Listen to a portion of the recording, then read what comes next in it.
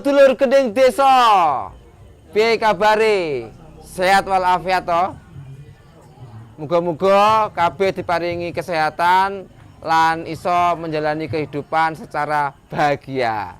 Nah, saat ini Dendasan akan kembali mewawancarai salah satu tokoh dan orang yang selalu memberikan kritik dan saran di kegiatan Festival Medan Gaduh. Nah, langsung saja kita berkenalan dengan beliaunya. Dialah Pak Brutin. Assalamualaikum Pak Brutin. Waalaikumsalam warahmatullahi wabarakatuh. Sodok banter sithik Pak ya. Siap. Nah, pripun kabare Pak? Saya. Saya. Nah ini Pak, kita melihat geliat di Kepuk, terutamanya di Festival Medan Gaduh ini kan sudah kali 14 ya, ke-14 kalinya. Nah, sebagai pengkritik kesenian Jepara, pengkritik saya bahasanya apa Pak? Sampean Pak, Pak. Melihat geliat ke-14 tahun ini bagaimana Pak? Ya, saya bersyukur tetap ada progres dari tahun ke tahun ya. Artinya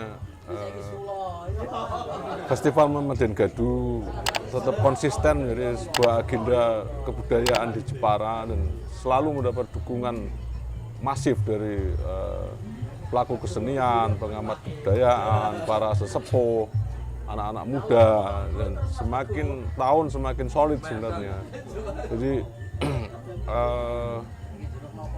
setelah pandemi ini adalah yang kedua kalau tidak salah. Iya, iya. Dan kalau melihat malam ini gitu ya, 2 hari menjelang acara itu animo masyarakat juga luar biasa itu yang hadir malam ini dari kemarin juga sangat antusias gitu. Jadi saya yakin bahwa Festival Medan Gaduh tahun ini juga akan menjadi satu agenda penting seperti tahun-tahun yang lalu, tentunya dengan konteks hari ini, dengan konteks sosial yang terjadi hari ini. Kita tahu bahwa tahun depan juga ada acara-acara besar pada event nasional, itu juga akan berpengaruh menurut saya dengan festival hari ini, karena pasti akan banyak yang terlibat. Menurut saya begitu Dendasan. Nah, sebelum jauh kita membincang tentang gawe besar nasional dan kaitannya dengan geliat petani dalam berkesenian, Pak Brutin kan sudah beberapa kali lah untuk menghadiri Festival Medan Gaduh ini. Ya. Pak Brutin, apa sih yang dilihat dari makna Festival Medan Gaduh itu? Ya, menurut saya esensinya adalah nguri-nguri tradisi lokal kita, tradisi kampung kita yang menurut saya semakin hari semakin terdesak dengan metropolitanisme, dengan kotaisme. Itu kemudian kita akan kehilangan jati diri sebagai sebuah bangsa yang mempunyai warisan tradisi, warisan sejarah yang kalau itu tidak diuri-uri, itu menurut saya sangat akan merugikan masa depan Nusantara yang kaya dengan tradisi itu sendiri. Artinya bahwa bukan cuma di Kepuk ini, Indonesia itu begitu kaya dan luar biasa. Dan menurut saya tradisi Medan Gaduh ini tradisi kultural yang sangat kontekstual dengan bagaimana masyarakat itu masih sinergis dengan alam, dengan makanya muatan atau konten dari Medan Gaduh juga banyak berbicara tentang bagaimana hubungan manusia dengan manusia, hubungan manusia dengan alam. Dan itu sesuatu yang menarik untuk menjadi pelajaran, menjadi warisan untuk generasi yang akan datang, yang selama ini kemudian tidak hanya berdasar pada perkembangan teknologi informatika yang menurut saya menggerus kesadaran manusia secara psikologis maupun secara kultural. Itu gempuran yang luar biasa. Salah satu counternya adalah kegiatan-kegiatan kebudayaan seperti Medan Gaduh hari ini. Jadi nanti di Medan Gaduh itu kan banyak sesuatu yang bisa menjadi bukan cuma menjadi sebuah pelajaran, tapi akan menjadi sebuah memori komunal bagi anak-anak muda, anak-anak kecil yang akan dibawa ke depan nanti ke masa yang akan datang. Menurut saya itu. Nah, tadi berbicara alam dan berbicara seni, kemudian hari ini mungkin ya 5 tahun ke belakang sudah mulai muncul istilah seni untuk lingkungan, environmental kemudian. Nah, Pak Brodin melihat laku kesenian yang dilakukan teman-teman di Festival Medan Gaduh ini yang saya kira ini adalah seni untuk lingkungan itu. Atau menurut Kang Brodin bagaimana? Ya, menurut saya benar. Sebenarnya environmental art itu sesuatu yang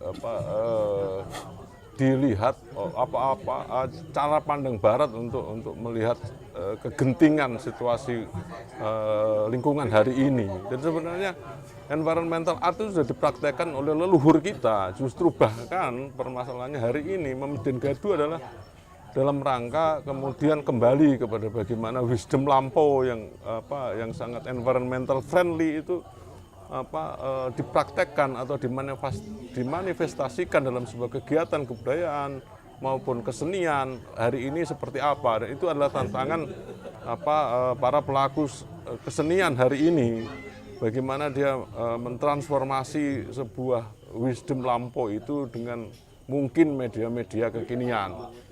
Makanya kita banggalah bahwa kita bangsa Indonesia ini ketika kita tidak kemudian shock culture dengan budaya Barat, itu kemudian kita akan lahir satu kebanggaan pada kita bahwa kita itu punya budaya yang luar biasa, yang sangat kontekstual hari ini. Ketika orang ngomong tentang lingkungan, sebenarnya nenek moyang kita itu sangat sangat memperhatikan itu, bahkan itu menjadi keseharian, menjadi kebutuhan bukan cuma material tapi kebutuhan spiritual, dan akhirnya itu ejawantah menjadi kegiatan-kegiatan yang pada beberapa era lalu disebut itu adalah kegiatan deso. Dan sekarang orang kembali kepada sesuatu yang deso, karena sesuatu yang deso itu sesuatu yang environmental friendly tadi menurut saya. Itu luar biasa ini. Dan itu kan ya nek wong kampung kene kan gak ngerti, Pak. Artinya iki environmental ta apa. Sing jelas ndok kene gawene patung iku ya kok lamen. Lamen iku sisa saka pas waya panen dikumpulake kanggo pakan sapi, sisane pakan sapi kuwi kanggo kesenian ning masyarakat. Bambu yang ditanam 1 tahun yang lalu kemudian bisa diunduh, kemudian dibuat kegiatan. Talinya menggunakan utas Jawa atau tali itu, artinya semuanya menggunakan elemen-elemen yang hadir di tanah mereka sendiri. Ya, makanya ini butuh tokoh-tokoh literasi untuk kemudian meredefinisi lagi hal-hal seperti itu, kemudian akan menjadi ilmu di kemudian hari yang akan melahirkan suatu kepercayaan diri. Karena menurut saya adalah kunci daripada ilmu adalah ketika dia bisa melahirkan satu kepercayaan diri. Kepercayaan diri untuk apa? Untuk menyelesaikan permasalahan-permasalahan di mana kita akan hidup. Nah, berarti kalau kemudian bahwa para pelaku kesenian, masyarakat itu sendiri memberi sumbangsih kepada masyarakatnya dengan menguri-uri tradisi tadi, sebenarnya dia adalah mempertahankan sebuah ilmu yang memang berguna untuk konteks kita, bukan untuk konteks yang lain gitu. Konteks kesejatian kita sebagai orang kampung, konteks kesejahteraan kita sebagai masyarakat Nusantara yang sangat plural gitu. Ya, itu ya perlu kita teruskan, dan saya yakin kegiatan-kegiatan ini akan semakin dibutuhkan, dan dibutuhkan juga dilakukan di tempat-tempat yang lain supaya menjadi sebuah gerakan besar, gerakan lingkungan dan gerakan kesenian yang berorientasi lingkungan tadi, kira-kira gitu, Pak Dendasan. Terima kasih Kang Brodin atas statement dan statement-statementnya tadi kan luar biasa, dan itu bisa kemudian sebagai bekal kita untuk mengulik kembali dari sisi-sisi yang lain kan semacam itu. Nah sekarang terakhir Pak Brudin bisa mengajak teman-teman semuanya untuk bisa hadir dan bisa proses bareng di Festival Monden Gaduh atau di kampung manapun kita bisa menyatu dan bisa berkesenian semacam itu. Untuk teman-teman yang di sana bisa menghadap kamera. Oke, seluruh masyarakat Jepara, seluruh masyarakat Indonesia, seluruh masyarakat dunia, saya harap bisa hadir di sini dalam acara Festival Monden Gaduh untuk kembali kita menetapkan diri sebagai sebuah bangsa yang ramah terhadap lingkungannya, yang menghormati lingkungan dan hidup bersama-sama dengan alam kita. Ini akan sangat berguna bukan cuma untuk kita yang di sini, tapi untuk seluruh jagat raya ini tentunya, bahwa apa yang terjadi di sini juga seharusnya punya impact pada seluruh alam semesta ini. Saya rasa itu wisdom dari Festival Monden Gaduh, dan kalau tidak hadir ke sini pasti akan kecewa. Saya harap yang sempat bisa hadir di sini ikut merayakannya dan ikut menikmati tontonan-tontonan maupun karya-karya kesenian yang ada dalam Festival Monden Gaduh ke-14 kali ini. Saya kira itu Den Hasan. Wah, udah obrolan yang sangat daging semua ini teman-teman. Terima kasih sudah menyaksikan video ini sampai selesai. Saya ingatkan sekali lagi yang baru mampir di channel ini bisa langsung subscribe, like, dan kasih komentar yang positif dan membangun agar channel ini berkembang dengan baik. Jika channel ini bermanfaat, video ini bermanfaat, bisa di-share sebanyak-banyaknya. Nah, dengan demikian teman-teman juga ikut membangun kesenian dan kebudayaan di Desa Kepuk pada khususnya dan Nusantara pada umumnya. Terima kasih. Dadah.